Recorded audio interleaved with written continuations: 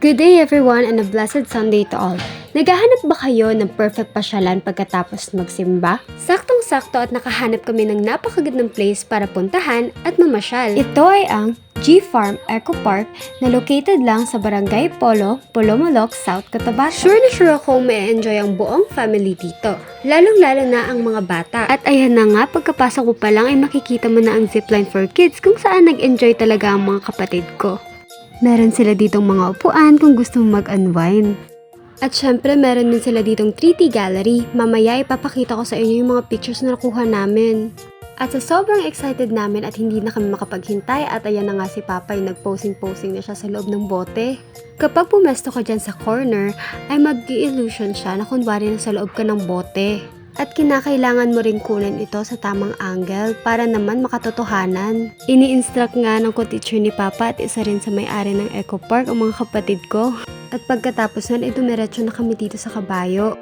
Dito naman ay kunwari nakasakay ka raw sa kabayo. Kaya ayan, todo posing si Boy Boy. Sumunod naman na umakyat ay si Yela. At syempre, binalikan rin namin itong mahiwagang bote para makapag-picture si Mama at si Dandan. Pagkatapos naman mag-picture ay gustong-gusto na talaga nilang mag-zipline pero sabi ni Papa ay mamaya na at maglibot-libot muna kami.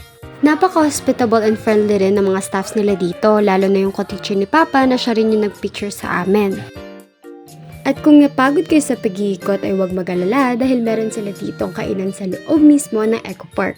Maaliwalas rin at relaxing ang ambience dito sa loob. Ito nga pala ang menu at prices ng foods nila.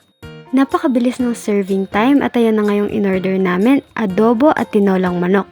Tapos na kaming kumain ngunit hindi pa sila tapos maglibot. At ang cute nga rin ng swing nila dito.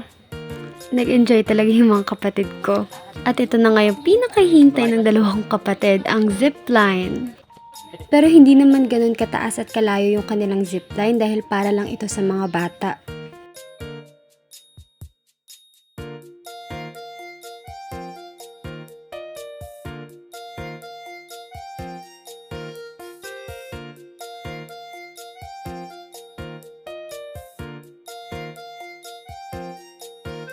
At pagkatapos nilang mag-zipline ay uminom na rin kami ng mango shake.